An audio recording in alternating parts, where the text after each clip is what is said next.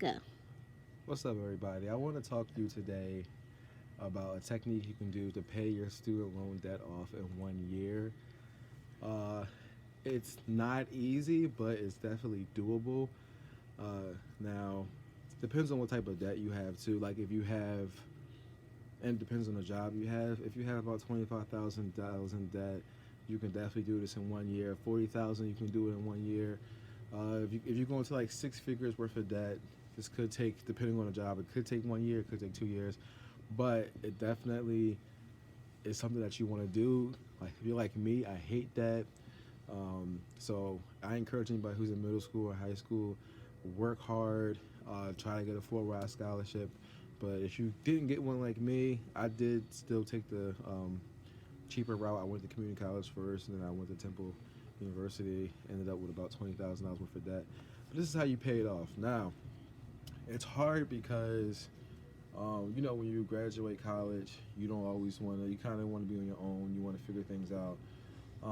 But if you have a good support system, family that's willing to take care of you for 1 year, um, or if you can get a roommate or two where you're only paying about $200 a month, $300 a month, nothing crazy like $1,000. You can't really pay $1,000 a month to do this. It's very possible. So, what you want to do is you want to get yourself a job. Now, it's good to get one that you actually have an interest in, not just something that you can do just to make money, so you can move up. And that first year salary, you want to use to pay off your debt. So, like I said, it goes back to if you live in your parents' house, you want to say, "Hey, mom and dad," or "Hey, mom, hey, dad, hey, guardian.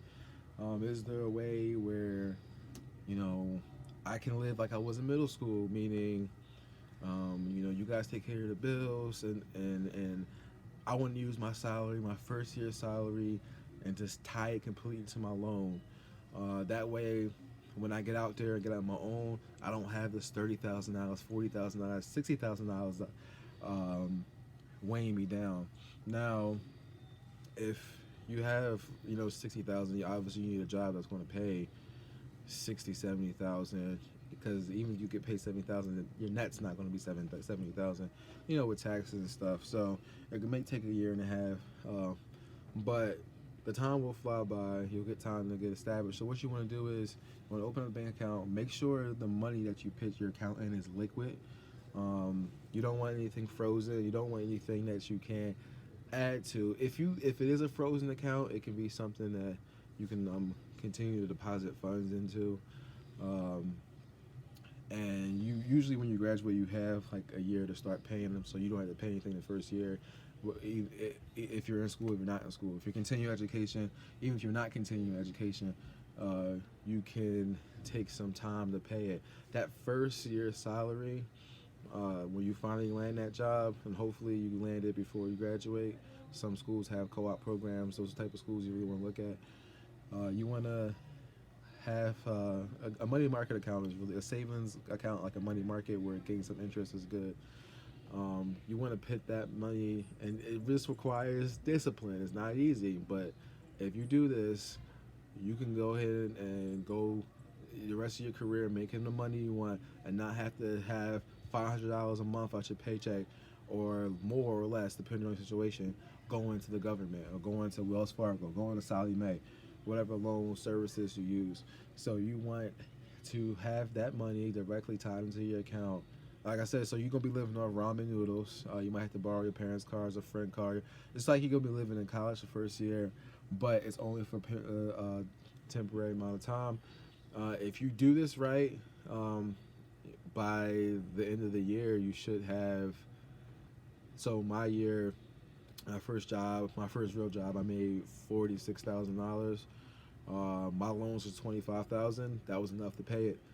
So you definitely want to get a job where it's obviously enough to cover everything, and you're gonna be living tough. Gonna be basically living off your parents. Like I said, it's not easy because when you graduate, you got that independence, but it's well worth it. You'll see how much freedom you have when you're not, in debt. Even if it's like this is considered what we consider good debt because it's an investment. Um, only debt you really want to have in your life is a mortgage. And I do want to do a video about how you get a good mortgage. You just don't want to get any mortgage. I mean, you can get a good mortgage without even having a good credit score nowadays, but you got to do your research. And I'll do a video about that. But yeah, you don't want to be tied down with that. Life is already short, and you don't want to have a car note and student loans and credit card bills. So the faster you can get out of debt, I know there's things, I'm kind of going off topic, but there's ways to improve your credit score and not pay your debt, but you want to pay your debt off because it will weigh you down. If you don't, chances are you can get your wage garnished, and no, that's not fun. They don't care how you living at that point. I mean, you could have a mortgage and kids, and they come and get that payment. They don't care. So that first year is maybe, and if it's a lot of debt, it might be 2 years. It's gonna be a little rough. You have to give us some independence. Gonna have to realize that you're going to work, not to buy, not to flex or not to buy things you want, but just to get off that debt. And it's well worth it. In a year or two, you'll be debt free. You won't be tied down. You'll see more of your paycheck, more of your earnings, and by year 2 or 3, you'll probably be making more money if it's a good job that has earning and promotion opportunities. So yeah, that's it. It's like I said, I've done it, and I'm doing it now for other things. I don't believe in debt anymore. When I was younger, I did. So right now, I'm taking some steps back just to pay off my debt. But do it while you're young, man. Do it while you're young. That way, when you hit your 30s, hit your 40s, you're debt free, and you will really feel free as a person, feel better. That's not fun.